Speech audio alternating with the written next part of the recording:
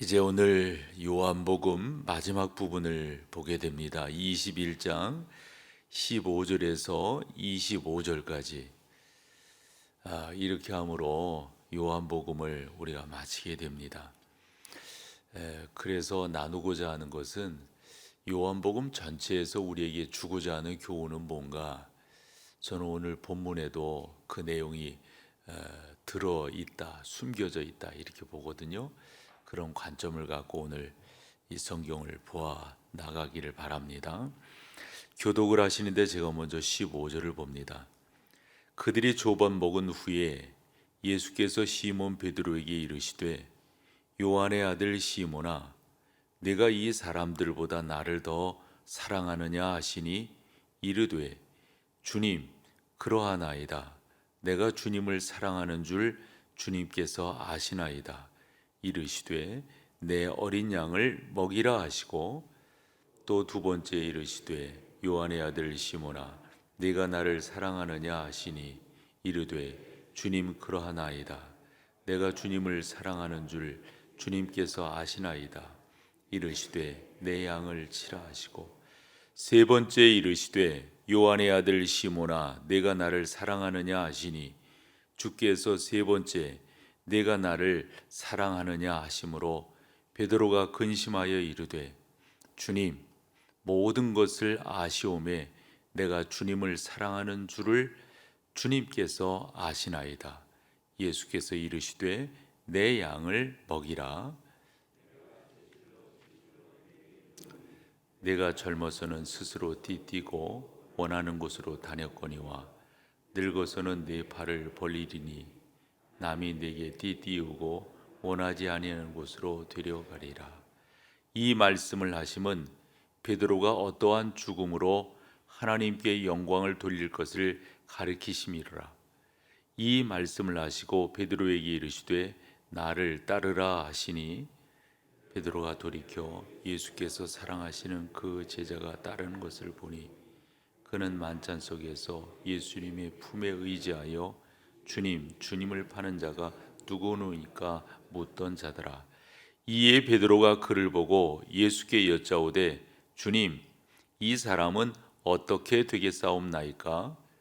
예수께서 이르시되 내가 올 때까지 그를 머물게 하고자 할지라도 네게 무슨 상관이냐? 너는 나를 따르라 하시더라. 이 말씀이 형제들에게 나가서 그 제자는 죽지 아니하겠다 하였으나 예수님의 말씀은 그가 죽지 않겠다 하신 것이 아니라 내가 올 때까지 그를 머물게 하고자 할지라도 네게 무슨 상관이냐 하신 것이로라. 이를 기록한 제자가 이 사람이라. 우리는 그의 증언이 참된 줄을. 다 같이요. 예수께서 행하신 일이 이 외에도 많으니 만일 낱낱이 기록된다면 이 세상이라도 이 기록된 책을 두기에 부족할 줄 아노라. 아멘. 우리가 잘 아는 본문이기도 합니다. 예수님께서 베드로에게 세 번 너 나 사랑하니? 너 나 사랑하냐고, 너 나 사랑하니? 이렇게 여쭈신, 그래서 우리가 일반적으로 그런 쪽에 설교들을 많이 들었을 거예요. 이렇게 세 번 여쭈신 것은 베드로가 세 번 부인했기 때문에 그 베드로를 다시금 일으켜 세우시기 위해서 이렇게 부르신 것이다. 그런 식의 이 설명된 그 옛부터 그런 설교들이 꽤 많았어요. 닥터 고뎃 같은 사람이 아마 그런 내용을 가장 잘 이야기하고 강조하지 않았나 싶습니다. 우리 주님은 바로 그런 교훈들이 어색하지가 않죠. 우리를 늘상 용기를 주시고 일깨워서 일으켜 세우시는 하나님이시라고 하는 것을 우리가 아니까 말이죠. 그런데 저는 그래서 혹자는 여기 내가 이 사람들보다 나를 더 사랑하느냐, 요 사랑하느냐가 그게 어떤 사랑인가, 우리가 일반적으로 성경에 나오는 사랑 대표적으로 세 가지를 이야기하죠. 하나님의 사랑, 아가페, 아가파오적인 그러한 사랑이 있다고 그러고, 친구 간의 사랑을 필레오, 그다음에 엘로스 뭐 이런 식의 우리가 사랑의 어떤 호칭들을 알고 있습니다. 근데 여기에서 주님께서 물으실 때 베드로가 필레오로 또 필레오로 이렇게 대답하는 것을 볼 수가 있고, 결국 가서는 아가파오로 대답한, 그래서 우리 주님께서 진짜 네가 나를 사랑하는 것은 하나님의 사랑으로 사랑하는 것이 사랑하는 것이다, 이런 가르침을 주기 위해서 그렇게 우리 주님이 말씀하셨다. 우리가 일반적으로 이 정도 이렇게 알고 있어요. 근데 저는 이 전체적인 성경을 보면서 사실 어제 본 성경도 그렇고요. 성경 저자는 사실 요 본문 같은 경우도 우리가 오늘 읽고 있는 요것도 요한복음에만 기록된 거잖아요. 만약 이것이 그렇게 중요했다면 마태, 마가, 누가는 왜 기록하지 않았을까요? 그래서 이 나름대로 요한이 요한적 의도를 가지고 이런 질문들을 했다. 그럼 그 질문의 의도가 뭐겠는가? 저는 그것을 한마디로 부르심이다라고 생각합니다. 성경은 언제나 우리를 부르시는, 우리를 초청하시는, 그런데 그 부르심에는 나름대로의 클래스가 있죠. 처음 부르시는 부르심이 있겠고요. 또한 우리에게 사명을 더 공고히 하기 위해서 부르시는 부르심이 있을 거라고요. 예를 들어서 모세를 부르실 때 그가 80세가 되어서 부르시는 그 부르심과 처음 모세가 그와 같겠어요? 아브라함을 그렇게 부르실 때와 즉 창세기 우리가 11장 또 12장에서 부르시는 그 부르심과 22장에서 아브라함아 아브라함아 부르시는 그 부르심과 같겠어요? 그건 전혀 같지 않다고 봐요. 예를 들어서 베드로가 주 앞에 부르심을 받는 그 장면을 요한은 그렇게 자세히 소개하고 있지 않지만 저는 누가복음 5장이 참 의미 있다고 생각을 해요. 그 요한복음 우리가 읽은 21장도 그렇고 누가복음 5장도 그렇고 다 어떤 상태에서 우리 주님이 부르시냐면 실패하고 좌절한 아무것도 아닌 상태에서, 누가복음 5장을 가봐도 베드로를 부를 때 베드로가 아무것도 잡지 못한 상태에 있었거든요. 그땐 뭐라고 말씀하셨어요? 깊은 곳에 가서 그물을 던져라. 우리가 일반적으로 아는데 고기는 그렇게 잡는 게 아니라는 거 여러분 그 정도 아시잖아요. 그리고 그 당시에 그물이라고 하는 게 투망인데 깊은 곳에 가서 그렇게 이게 아니라고요. 그런데 어제 우리가 읽은 성경에서 주님은 뭐라 또 말씀하세요? 오른편으로 그물을, 왼편으로 던지면 어떻고 오른편으로. 그래서 이때도, 그러니까 중요한 것은 때라는 거죠. 이때도 아무것도 못 잡았던 그런 상태 아니에요? 그렇게 우리 주님께서 베드로를 부르셨다. 저는 상당히 이게 중요하다고 보는 거예요. 성경을 이렇게 보면서. 그런데 오늘 이 성경 같은 경우도 이건 나름대로 요한만이 가지고 있는 그 특징적 표현이 있거든요. 그 표현이 1절에 나와 있어요. 요 요한만이 이렇게 특징하고 있어요. 1절. 그 후에 예수께서 디베랴 호수에서 또 제자들에게 자기를 나타내셨으니 나타내신 일은 이러하니라. 그러면서 어디서 나타나셨다는 거죠? 여기 보면 디베랴 호수 이렇게 되어져 있어요. 마테마가 누가복음에 쓰지 않는 용어를 요한복음에서 요한이 두 가지 용어를 특별하게 씁니다. 그 중에 하나가 여러분들과 살펴보았던 어머니를 뭐라 부르는 거였죠? 여자여. 요건 요한만이 쓰는 거예요. 2장과 19장에서. 그래서 2장 상황을 여러분들이 아실 거예요. 내가 조금 설명을 했잖아요. 19장에서 아니 당신이 십자가에 달려 있는 걸 밑에 있는 어머니가 몰라서 뭐라고 말했죠? 여자여 아들이니이다. 요와 같은 표현을 통해서 요한이 우리 가운데 주려고 하는 메시지가 있는 거죠. 그래서 2장과 19장을 연결해서 보셔야 돼요. 이건 요한만이 가지고 있는 아주 특징적 표현이에요. 두 번째는 뭐냐면 당시 갈릴리 바다 이렇게 표현하고, 일반적으로는 그래요. 갈릴리 바다, 갈릴리 호수. 조금 더 특징적으로 표현한다면 게네사렛 호수, 게네사렛 바다. 되게 게네사렛. 왜냐하면 그 주변에 있는 넓은 땅, 우리가 뭐 평야라고까지는 말하기 뭐하지만 그쪽에서는 아마 평야라고 해도 뭐 그렇게 지나친 것은 아니라고 봐요. 그 주변에 게네사렛이라고 하는 그 평평한 그런 지역이 있단 말이에요. 그래서 그 지역에 있는 호수다 이래 가지고 게네사렛 호수 이렇게 써요. 마테마가 누가는 절대적으로 디베리아 호수, 디베리아 바다 이렇게 안 써요. 근데 요한만이 이렇게 써요. 요한만이. 그래서 요한이 두 군데에서 요 표현을 쓰거든요. 어디서 한 번 더 쓰냐면 요한복음 6장에서 한 번 씁니다. 6장 무슨 사건이었죠, 여러분? 뭐 모르셔도 전혀 구원받는 데는 상관이 없습니다. 오병이어의 사건이었죠. 오병이어의 사건 가운데서 그 역사가 이루어졌는데 그 이루어진 장소를 요한은 디베리아 바다, 또 디베리아 호수, 이것도 마찬가지. 이것도 그러면 요한은 왜 디베리아 바다, 디베리아 호수 이렇게 썼을까? 여기 디베리아라고 하는 요 말이 의미가 있어요. 그 당시 황제가 티베리우스라고 하는, 그래서 여러분 우리가 잘 아는 지명 중에 하나가 예수님께서 마태복음 16장으로 이야기할게요. 어디를 가시다가 이 사람들이 나를 왜 따라오느냐, 특별히 너희는 나를 누구라고, 이 물으신 장소가 어디였어요? 가이사랴 빌립보였죠.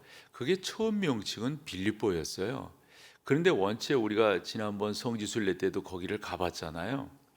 근데 원체 거기가 경관이 수려합니다. 요세푸스의 설명으로 본다면 이 땅에서 물이 막 이렇게 솟아나, 저도 처음 봤을 땐 정말 놀랐어요. 이런 데도 있고. 이래서 이스라엘이, 그게 사실 요단의 처음 시작 아니겠습니까? 요단강의 처음 시작 아니겠어요?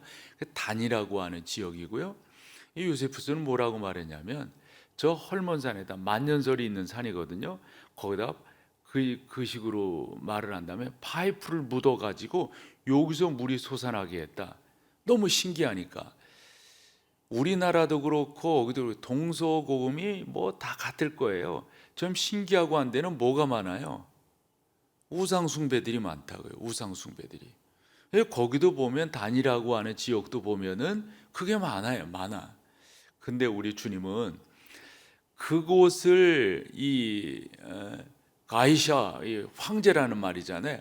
황제에게 바쳐진 이곳에서 사람들이 나를 따라오는데 이신 섬기기 위해서 거기 있는 사람들이 꽤 많았었단 말이에요. 일반적으로도.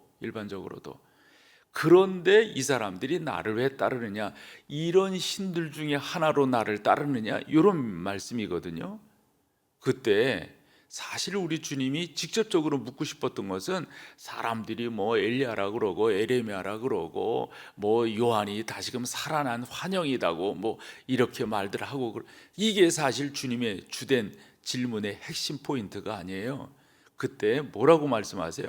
너희는, 너희가 누굽니까? 제자인 나를 그렇게 보고 나를 이렇게 가까이 따는 너희들은 나를 누구라고 하느냐? 그때 베드로가 아마 예수님의 마음을 너무도 잘 간파해서 고백한 것이 뭐죠? 주는 그리스도. 그래서 사실 주는이 주님만이에요. 당신만이 주는 그리스도시요, 당신만이 그리스도시요, 살아계신 하나님의 아들이십니다. 이런 거기 가보면은 예전에 그렇게 신들 섬기고 막 그랬던 그런 어떤 그 모습들이 많이 남아 있거든요. 우리가 몇 년 있다 한 번 더 가보면 아마 그런 것들을 뭐라 그럴까요? 이렇게 한번 새롭게 만들어 놨을 거예요. 아마 그런 근거들을 통해 가지고. 그때 베드로는 그러는 거예요. 예수님만이 우리의 주인이시고 예수님만이 그리스도시고 예수님만이 하나님의 아들이시지, 봐요 나 시몬아 너 정말 대단하다, 이를 고백한 것은 네가 아니라 하나님께서 너에게 그렇게 한 거다. 그래서 우리 주님께서 이 정도 됐으면 내가 이 세상에 뭐를 하러 왔는지 말을 해도 되지 않겠는가 해서 당신이 얼마나 있어서 대제사장들 서기관들에게 고난을 받고, 그때 베드로가 뭐래요? 절대 그렇게 하시면 안 됩니다. 그러니까 이 신앙 고백이라고 하는 것은 어찌 보면 나로부터 나온 게 아니에요. 나로부터. 그러니까 우리 주님께서 종종 무엇을 질문을 하시거나 무엇을 이렇게 여쭈실 때 보면 상황적 이해가 분명히 있었다고 하는 걸 알게 되고, 그 상황 가운데서 또 지역 가운데서 그런 가운데 너희는 나를 누구라고 생각하느냐, 이런 거예요. 그런 관점으로 본다면 요 요한복음 21장도 뭐예요? 어디서? 디베랴 호수에서 이 모든 것들이 다 황제에게 드려졌고, 황제가 지배하고 있고 황제가 모든 것에 다 주인이라고 생각되는 이때, 베드로 너는 나를 어떻게 사랑하니? 너는 나를 어떻게 사랑하냐고, 저는 요 해석이 가장 맞다고 봐요. 이렇게끔 알게 된 것은 버난 맥기 그 성경 강해를 보면서 요 내용도 알게 된 거예요. 그래서 버난 맥기 그 성경 강해를 창세기부터 요한계시록까지 쭉 하다 보면 거기에서 제가 주되게 설교하는 뭐 한 20개 정도의 타피크를 끄집어낼 수가 있어요. 그래서 제가 나름대로 그런 것을 가지고 설교를 구성하고 어디 뭐 바깥에 나가서 집회를 할 때다거나 초청받을 때 그런 내용들을 가지고 말씀을 나누는 거예요. 말인즉슨 저는 버난 맥기가 가장 해석을 잘했다고 봐요. 이 요한복음 21장을 풀어가는 키워드는, 핵심적 단어는 이 디베리아 호수다, 이런 말이에요. 디베리아 호수. 이 디베리아 호수라고 하는 요 말, 황제가 지배하고 있고 황제가 다스리고 있고 황제라고 하는 이 로마라고 하는 엄청난 권력이 다스리고 있는 이러한 때, 베드로 너는 나 사랑하니? 너는 나 사랑하냐고. 너 나 사랑해? 뭔 말인지 여러분 아시겠죠? 뭔 말인지. 그렇게끔 요 성경을 보시는 것이 저는 옳다라고 보고, 그렇다고 한다면 지금은 안 그러냐고요. 지금도 이 세상이라고 하는 엄청난 힘이 있잖아요. 세상이라고 하는 이런 상황 속에서 우리 주님께서 여러분 보고 여쭈신다면 여러분 뭐라고 여러분들은 답을 하셔야 되겠습니까? 뭐라고? 당연하지요. 그런데 우리가 고개 바짝 들고 나 그럼요 주님 사랑해요, 주님 사랑하지요, 안 어울려요. 안 어울려. 그렇게 하는 게 어찌 보면 더 의심스러워요. 베드로의 고백이 맞아요. 17절 세 번째 물으실 때 베드로 봐봐요. 주께서 세 번째 내가 나를 사랑하느냐 하심으로 베드로가 어찌했다고요? 근심하여 이르되. 요 근심하여 이르되라고 하는 말은 이거 저분이 내 속을 다 들여다보시나, 뭐 저분이 뭐 내가 뭐 이렇게 하는 것에 대해서 혹여 잘못된 거 지적하려고, 이런 게 아닌 거예요, 여러분. 여기 베드로가 근심하여 이르되라고 하는 요 말은 자기를 낮추고 또 낮추는 거예요. 요런 단어 때문에 아마 베드로가 3번 부인한 것을 우리 주님께서 세우시기 위해서 3번 질문했다라고 하는 말이 나오고 있다고 봅니다. 자기를 낮추어서. 사실 우리가 해야 될 것이 그런 것 아니겠어요? 우리 주님 사랑합니다. 그거 어찌 고개 뻣뻣이 들고 그렇게 말을 할 수가 있을까요? 많이 계면적으로 하셔야 되겠죠? 많이 죄송함을 느껴야 되겠죠? 많이 부끄러워해야 되겠죠? 그 다윗과 요나단의 그 베드로의 고백 3절 가사를 보면 새벽 딱 올 때 난 괴로웠어 풍랑이 일면 난 무서웠어. 하지만 이젠 두렵지 않아. 이 세상 끝까지 주님을 위해서 따를 건데 라는 고백이 있어요. 근데 그 앞에 가사가 뭐예요? 새벽 딱 올 때 난 뭐예요? 예. 풍랑이 일 때 난 뭐예요? 예. 우리가 이런 자세를 갖고 신앙생활을 하는 것, 이런 겸허함을 갖는 것, 저는 이것이 무엇보다도 중요하다고 봐요. 그럼에도 불구하고 그러니까 여러분, 우리 주님께서 하신 말씀이 맞는 거예요.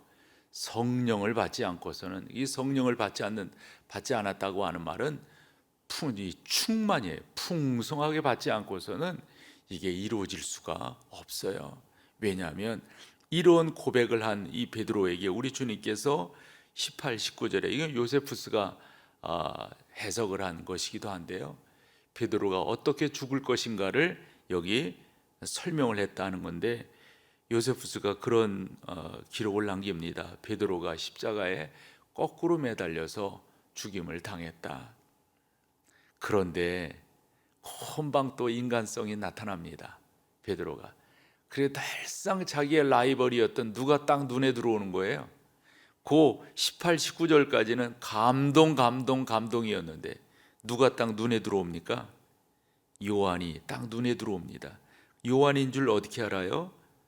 품에 안겼던 자이고, 24절, 이 일들을 증언하고 이 일을 기록한 제자가 이 사람이라. 누구라는 거예요? 요한이라는 거죠. 달상 이 라이벌이에요. 요한이 베드로에게 있어서는 달상 라이벌입니다. 이게 인간인 거예요. 이가 인간인 거예요. 우리가 인간인 것을 어찌 부인할 수가 있겠습니까? 인간 그 이상을 우리는 갈 수가 없을 거예요.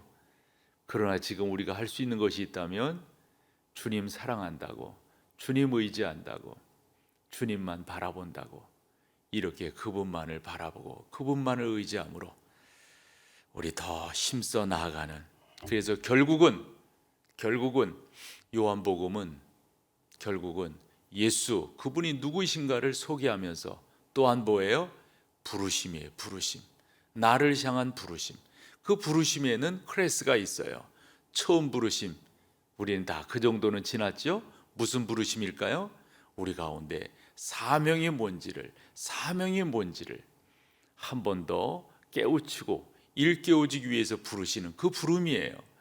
베드로가 어떻게 순교할 것인가를 우리 주님은 보여주시고 깨닫게끔 하시기 위해서 부르시는 거예요. 너 나 사랑하니? 너 나 사랑하냐고.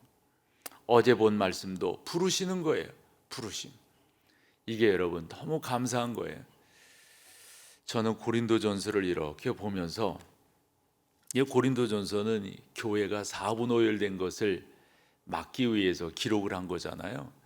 그래서 은사가 많았던 교회임에도 불구하고 얼마나 나뉘어져 있었는지. 그 중에 하나가 나는 아볼로파, 나는 게바파. 게바는 누구를 말하는 거죠? 베드로의 히브리적 이름이죠. 베드로는 헬라적 이름이고요. 이제 같은 사람이에요. 나는 베드로파, 이런 말이죠. 나는 게바파, 나는 바울파. 이꼴 저꼴 보기 싫다. 그래요. 나는 예수파. 그때 바울이 역정을 냅니다. 누가 나한테 세례를 받은 사람이냐? 누가 나의 제자란 말이냐? 이렇게 말하는 이유는 교회가 나뉘어지는 모습이 너무 안타까워서. 근데 참 이 바울을 이해하는 게 참 중요합니다. 그리고 난 다음에 바울이 중요하게, 우리는 누구 파가 아니다. 우리는 다 그리스도 안에서 부름받은 하나님의 자녀다. 요 표현하는 표현으로 부르신 게 뭐냐면, 호칭이 뭐냐면 동역자라는 말이에요. 동역자. 그래서 그 내용이 고린도전서 3장에 나와 있고요. 절수로 본다면 9절에 우리는 하나님의 동역자들이요 너희는 하나님의 밭이요 하나님의 집이니라. 이 하나님의 동역자들이요. 저는 이 표현이 얼마나 감동이 되는지 몰라요. 여러분, 요한복음을 정리하면서 부르심이라고 하는 단어로 정리를 했어요. 왜 이런 것들이 감동이 되냐면, 예를 들어 우리 교회만 하더라도 교역자들을 이렇게 모실 때, 우리 목사님들을 모실 때 아무나 모시지 않잖아요. 걸르고 그래서 한 분 한 분을 모신단 말이에요. 나 같은 사람도 그렇게 하는데, 우리 주님 이 수많은 사람 가운데 나를 불러주셨다고요. 근데 어떻게 불러주셨어요? 나를 당신의 동역자로 불러주셨어요. 이 동역자라고 하는 표현이 저는 얼마나 감동되는지 몰라요. 그래서 우리 교역자들이랑 같이 모여서 기도할 때라든가 이런 모임을 할 때 종종 쓰는 용어가 우리는 하나님의 동역자입니다. 이 표현을 써요. 아무나 부르시는 것 아닙니다, 여러분. 아무에게나 사명 주시는 것 아닙니다. 아무에게나 또 부르시고 또 부르셔서 또 사명을 주시고 또 사명을 주시는 게 아닙니다. 여러분 가운데 이런 사명이 있다면 너무 감사한 일이에요. 나를 하나님께서 이렇게 부르셨구나, 나를 동역자로 삼으셨구나, 나에게 이렇게 주님의 교회를 세울 수 있도록 다시 한번 용기를 불어넣으시는구나, 이런 깨달음이 계신다면 이건 정말 감사한 일이에요. 요한복음을 정리하면서 한 번 더 여러분 가운데 이 부르심에 대함이 분명하게 나타나기를, 그래야만 더 힘있게 나아갈 수가 있어요. 우리 영상으로 예배하시는 분들도 그런 주제를 가지고 오늘 기도할 수 있기를 바랍니다. 나를 부르신 하나님, 부르심에 합당한 일꾼 되게 도와주옵소서. 합당한 하나님의 동역자가 되게 도와주옵소서. 우리 다 같이 오늘 이 주제를 갖고 통성으로 기도하며 주 앞에 나가다 개인 기도하시고 돌아가도록 하겠습니다. 다 같이 주여 한번 외치고 통성으로 기도합니다. 주여!